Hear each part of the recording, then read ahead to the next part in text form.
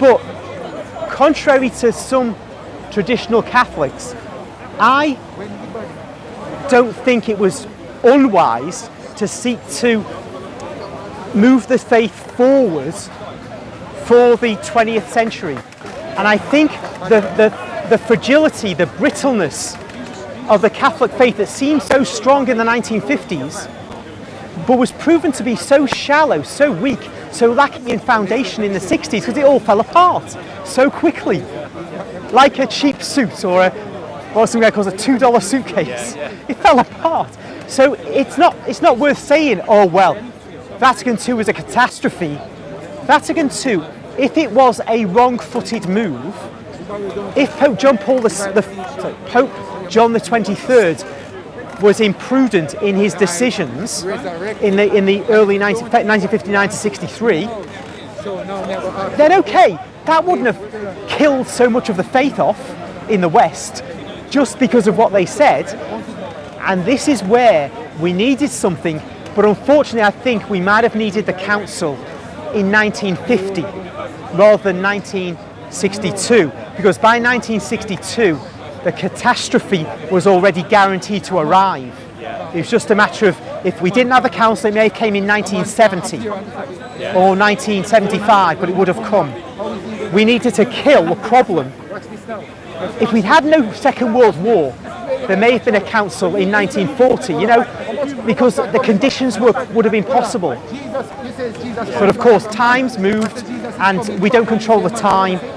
I always think that Vatican II gets a bit of a rough press because I saw a programme where it put it in context that, after the Second World War, you had all these new countries, new nation states springing up that had never been there before. Suddenly people were finding new ways of living and everything. You had the first, openly atheist state with Russia, declaring communism, and that was a growing threat. And in that context, then you had all the sort of sexual revolution and everything, and all the new scientific revolutions and everything. So there was this massive change in the world, and like you say, if the council had met earlier, it might have been able to respond to it quicker. And it couldn't really meet any later than the 60s, otherwise it would have just missed the boat completely.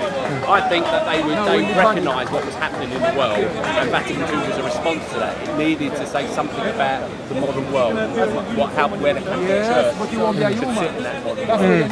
There is a fact, a priest called Ralph.